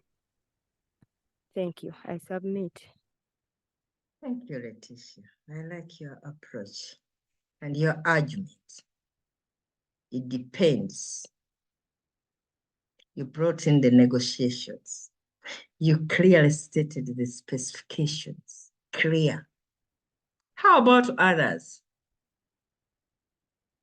So we have already a partnership between NRM and DP and other parties. So in other business, it is possible. Like she has explained, sometimes if you are weak, you will benefit from the other party who is bigger, and therefore it's a win-win situation. It's a win-win situation. So in other words, you're saying it's okay, knowing how you can balance and align your goals and objectives to each one achieve their goal. In other words, we are talking of a cooperative.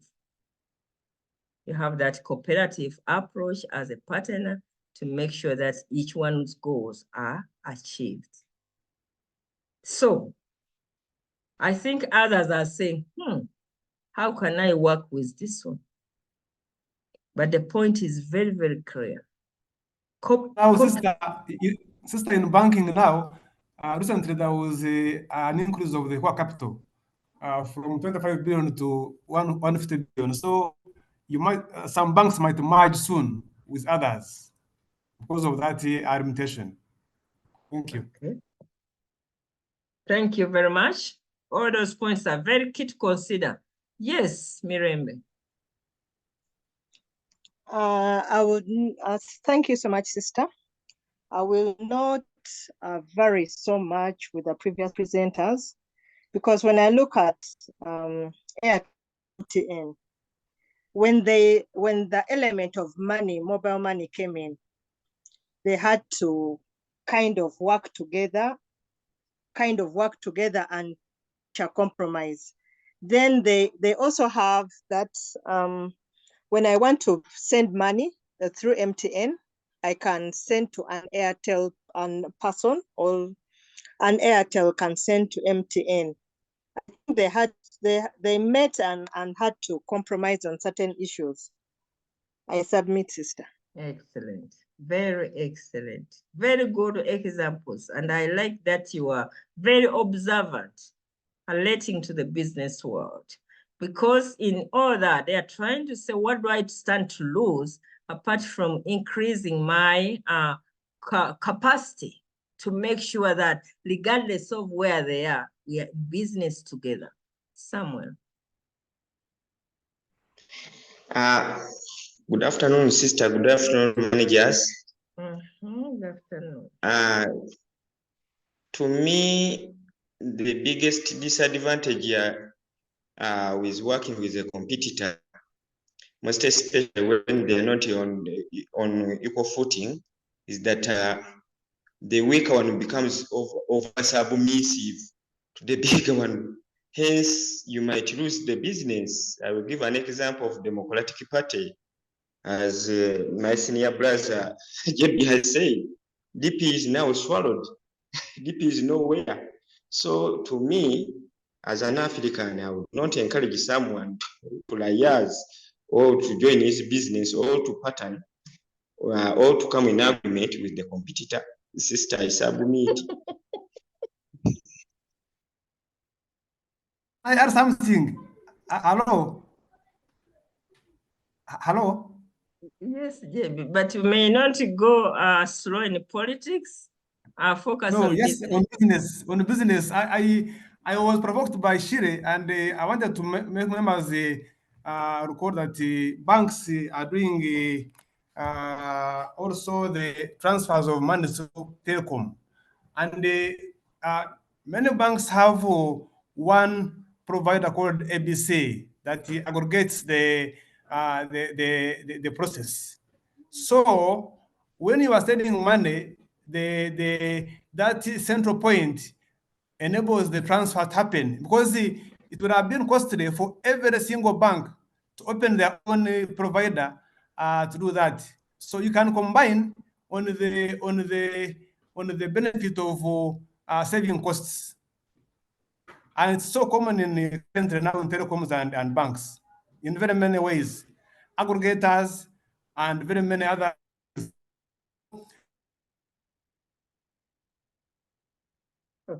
data centers where you can have one center serving like 6 banks to back up their data. I submit. Thank you. So basically what we are saying here, I agree with all of you. The fact is, when you are looking at competitors, there is in business we are talking about healthy competition, whereby you are looking at your competitor not as an enemy, but as somebody who is trying to help you get better.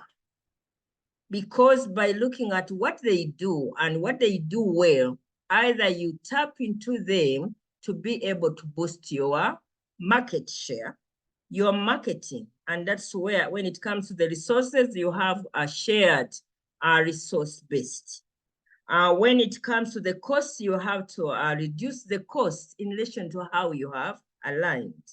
When it comes to profits, you may be also to boost your profits. So rather than looking at the competitor as an enemy, it's important to look at the competitor in the way, how do you negotiate the deal? And that's where the agreement comes in, to be very, very clear. In the agreement that you make before to become partners, your expectations have to be clearly spelled out. Very, very clear. As you heard from Letitia saying, you have to be very, very clear to spell out and know how to negotiate. Negotiation is a skill, but you have had an example of DP and NRM. A submissive is good, but is good to a certain level, whereby you have to be assertive in business. That's where marketing and promotion comes in, because if you're not able to sell your product and you end up giving up your product, then you have merged or they have acquired you. By acquiring you and merging, you are lost out of the business because you cannot continue to function. You need someone to take you on so that you can either rebrand or even get lost out there. So in that aspect, what you're trying to say there, let us look at our competitors as partners in business. And when you look at partners in business, what do we have to gain by learning from them or by working together with them? Because you are all trying to look at the same consumer or customer to provide more or less the same service. But you are trying to see who gives the best or who gives better. And that's where you need the skill. You can go slow, but make sure you are steady in the way you set the agreements, because you may not have it all. And that's why it is very, very important to know how to go about. But if you don't know, you'll fail and you lose out. Yes, Auma. Yes, good afternoon, sister. Good afternoon, class. Okay, I have a scenario that I would like you to help me understand what could have happened in this scenario. I have a neighbor who at one time they entered into an agreement. Okay, she is the founder of the organization. She was the founder of the organization, but along the way, they entered into an agreement with a partner, like bringing in the second person, like a joint company now. That is what they formed. Then along the way, after the negotiation, all the agreement was established, signed, and the business, the organization continued running for some years. Then along the way, the business was taken over by the second party, the person who just joined in. By the time the founder realized the business was already taken over, the company was taken over by the other partners. So in my concern is, what do you think would have happened in such a scenario that the business was later taken up over by the second party, and she was left with nothing? Now she's having nothing. The person who came in later took over the business and is now the manager, the director, and everything is in his hand. Now the woman is left with nothing completely. So what do you think would have happened during maybe their negotiation or agreement? I don't know. I just want to understand in such a scenario, how do I go about it, and how do I guarantee my security as I'm entrusting my business, or I'm allowing the second person, or to have it as a joint venture? Thank you. Thank you. Let me first thank you. That's a very good scenario. Class, briefly, what do you think about that case? I've heard it very clearly. What do you think? What went wrong in the formation of the venture? Yes, Aliko. Okay, if maybe I would, what I can first say, highlight number one is when you register an organization, there are rules, or we have protocols, we have procedures, we set down things to follow, code of conduct, what the directors should and shouldn't do. And maybe most NGOs are registered by guarantee. And down the road, you admit in a new director. So mainly what happens in such scenarios is poor management. I may not mention organizations here as well who have gone through the same scene in Kampala here, but I have experienced something like that, where the founder was actually voted out because the purpose for which this organization was created is to create an impact. We look at them as bringing social impact, and down the road, he was the only one making decision. If this cannot be done, then leave it. When we are bringing projects on board and all these kind of things, there is an aspect where they get into honorarium, they take in a certain portion of money when they're having board meetings and all that kind of thing. And like, he is to say the final say. So these ones who came in so that we are not moving forward, we have a vision. We have a vision here that we need to protect. We are responsible. We are reporting to the board. We are accountable to certain things. And at the end of it all, we look at there are also liabilities that at the end of it, if we don't do what is meant to be done, then we are accountable to it. And eventually this person was thrown out. And when the person was thrown out, we see this organization flourishing. Now, the other one that we see is when they are setting up conditions. I realized in another organization that the director who founded was enjoying a lot of lucrative benefits. I mean, flying abroad, the money was got from the organization, paying the school fees of the children, sleeping, living luxurious life. We are looking at social money that is raised, but somehow, somewhere, they knew how to cover it up. But it came to a time that the new director said, look here, brought all the things up to the board of trustees and said, this has to stop. And when this has to stop, this person was also boosted out. And I mean, us now outside the world, we are looking like those people were unfair.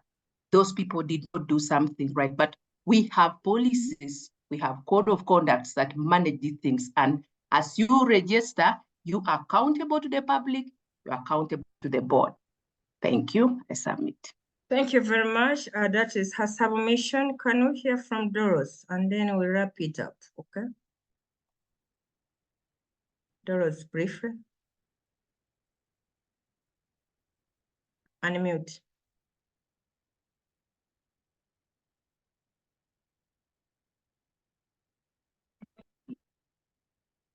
Sister, I think for me, my response on the case you just mentioned, I think my thinking is, okay, there are questions that usually come up.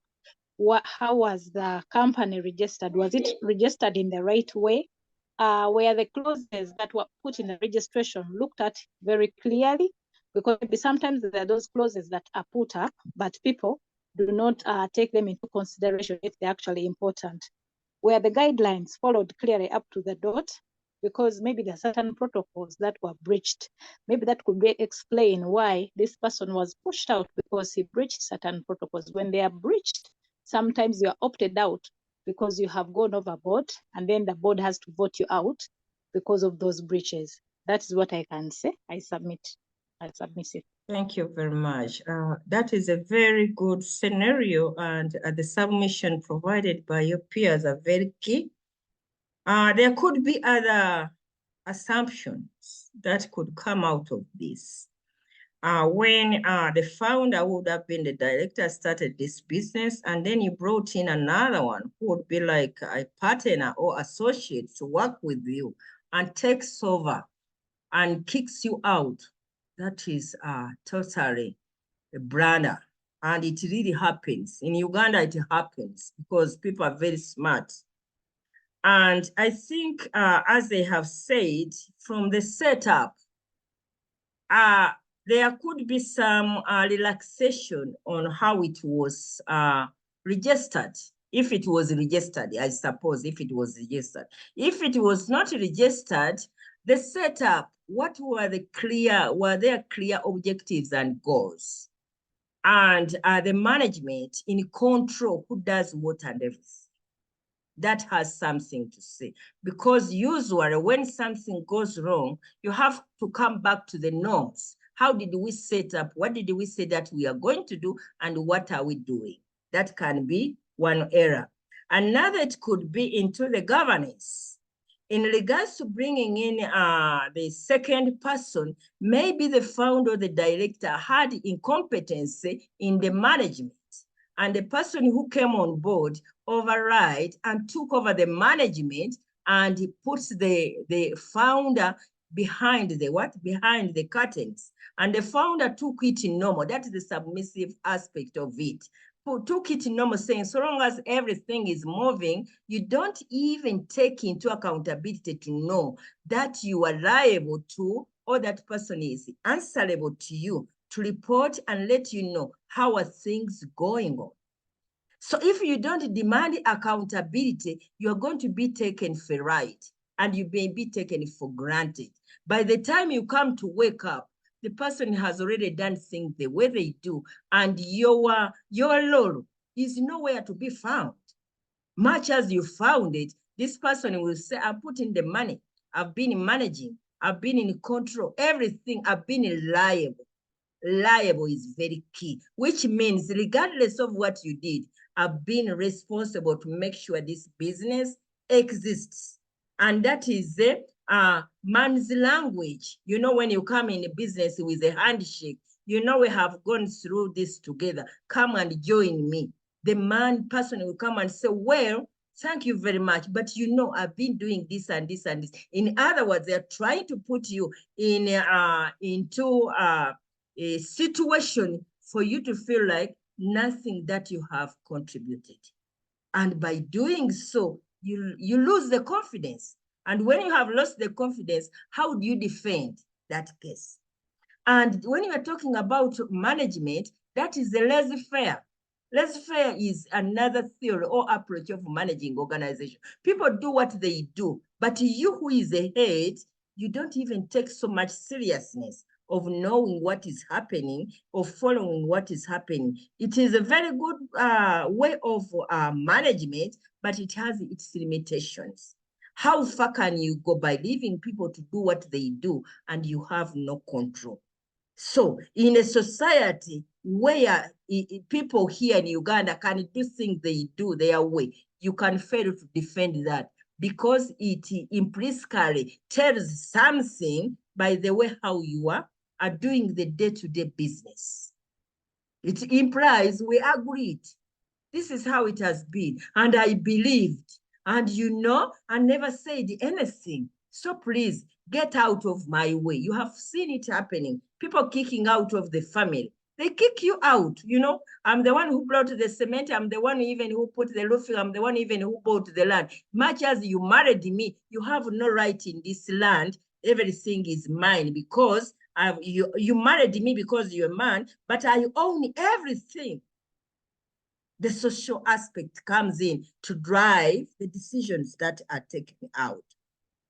And there you are left with nothing. Poor guy, you go crying regardless of the children you have, but you have lost everything, even the confidence of your status as a social factor. You look like, you know, it has been the wife who has been taking care of the family. So the woman believes has everything, has a right of everything. So in other words, what they have said is very, very true. How did you set up? How did you bring this person on board? Were there clear objectives? Were there clear goals, expectations? Are they documented?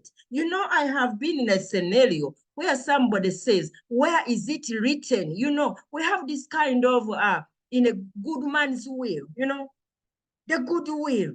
And the goodwill makes us feel like everybody is trusted. Everybody has integrity. But in a country like Ghana, where people have lost the value of integrity, the value of what our fathers brought in ethics, you have to put down everything in writing.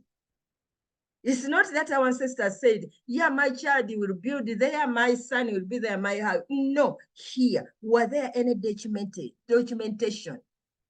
Was it really valid the way it is done, or it was not done? If it was not very clear, then you have no control. Your expectations were not spelled out clearly. There is no reference. No reference. Where do you go to refer to? Even the people you are going to bring and say, you know, I'm the one who's, they will fear to say anything because they're intimidated or they're even corrupt. They have been given money. Talk about Uganda. Money has totally distracted the whole system. They even say the truth is not the truth anymore. Even the judge will deny you for that. It's a shame to see how we operated. So in this aspect, I may not exhaust it. There is no security guarantee when maybe the business was set. It was a good man's way of doing, let's do things together. If not, the manager gave the powers away. And when gave the powers away, the person has to do as it is, and poor guy or poor woman had to lose out everything. What it is very important to be very diligent, be very clear. How do you bring people on board? Whom are you bringing on board? Investigate enough. Reference is very key. Most of the time we are excited. You don't even go to check back. Where is this person coming from? Because you are hurrying to fix the problem. You are excited to have somebody. Others may happen. You don't have the confidence because you don't have the knowledge. You don't have the papers. All these things may matter. Seek consultation. Consult those who know what to do. Bring them on board to feel that you are empowered and you are powerful in what you do. And whether you have delegated, so long as you get this person who has the capacity, you have delegated, please be in control. Monitor what is going on. I have to give you an example. It was a scenario, very triable. I've gone through this kind of scenarios, and it is so challenging. You happen to have these institutions, maybe you're in a school, and you even do not know how many students are there. And this person who is in charge, you have given power, they'll bring students, and for you don't know even how many are studying free in that school. And for you think what you are getting is what is the money. No, they have already come up making more schools out of your school. And others, what they do, for instance, this guy, what he did, come as a partner, as a friend. We say, well, you can do it. We don't have the time. Some of the founders don't have the time. You may have the will, the passion, you may have the money, you may have everything. And you say, please come and hide out here as you do this kind of thing. And the person has already tapped into your weakness. You don't have the time, but you have the money. Will tap into your money and your absence to do whatever they want to get you out of the frame. And by the time you woke up, your school is gone. They are closing you and they are opening up another school. This is a true live example. I see 3 people now sharing with me. And now for my scenario, this was it. The person was closing the school, actually closed, to the point of taking away students and even come to the point of selling the property. Has come to believe that the director, they have no time, even they don't care what goes on because it is not what they're feeding on. And now you hear they're selling even your property. What do you do? Knowing what it is, how do you secure? This is what I did. I have to tell you. I had to come back to the ground, face this person, come back to the set of objectives and goals. This is what we said, but this is what you are doing. I don't think these are the founding principles as to why you came on board and why you are doing what you are doing. I think it is high time, get out. Regardless of what you're saying that you have done to keep this function going, I think you have violated the rules as to why we came together to operate as partners or as directors. So I think, thank you very much, go. It has some damages. The person may turn back on you as a corporate and say, you have to pay me back. I've done A, B, C, D. Be prepared in the way, how are you registered? How have you been operating? And if you know your stake in this, what you are losing, stand strong. I said, yes, I will pay you, but you have to exit. Then establish the new norms, and then you get on that to make sure that you get them out, and then you are able to compensate, and then you revive. But if not, the other factors come into play and you lose. And so many people have lost their property just like that. We can bring more scenarios. People, you are missing out lunch. You know that. So I may not exhaust it further, but as founders, you have to be strong. You have to set clear objectives. You have to have your policies that govern, and you have to monitor to be able to see what is happening in order to be able to be accountable. But if you keep an eye off the track, that's what you get. So Charles, you put your hand up. I hope you are not extending us further. No, sister, I'm going to be brief. Thank you, sister. Thank you, class. I just have a small submission. I think for the case of the scenario which Gland has brought, I think from my observation, in that aspect, in this aspect, in most cases, for example, most of the business also fail to seek the expert, for example, expert from the legal people. So in this situation, for example, the person who was brought in within to come in as a third party, of course, there should have been already the loophole within the system, because the clauses which were put down during the documentation were not clear. So of course that one exposed a serious risk in terms of the person, the manager who was already running the business, to bring in a third party. So when the third party comes in the system, you find that there were no clear clauses. For example, like they didn't even seek the consultation from the legal persons who can guide them when they are drafting those clauses. For example, that in future, in case there's any kind of setback like the one which has happened now, of course they can seek, for example, guidance from the legal person and how they can get a support. Thank you. That is very, very true. In the formation, seek consultants from the legal person if you are not aware. In such issues, also seek support or guidance from the legal. Most of the time we become vulnerable because we fear the legal aspect of the fees that they charge. But I think we need to establish volunteer organizations which are there to help those who are vulnerable, like in developed countries, as part of a social responsibility. I don't know whether in your class you have a council or you have people who have a professional organization. That is very key, an element where you have members who can come in to support those kind of areas. Most of the time people become vulnerable because of fear. Who is going to help me? I don't have the money, and even the trust they have lost in the judiciary. Because sometimes when you become even more vulnerable, they make it worse by even becoming people who become a bad wagon with those who are trying to suffocate you into where you are going. But still, I believe there are those who are true counsels, who are true practitioners of the legal security. And if that fails, the advocates, make your voice come out. Today, I think we have so much on Agataliko Mfufu where the publicity has come to help those who are vulnerable. So I think it is very, very important. Don't shut up. Thank you very much. I'm sorry we have extended almost a half an hour for our lunch, but we need to break for lunch and come back at what time?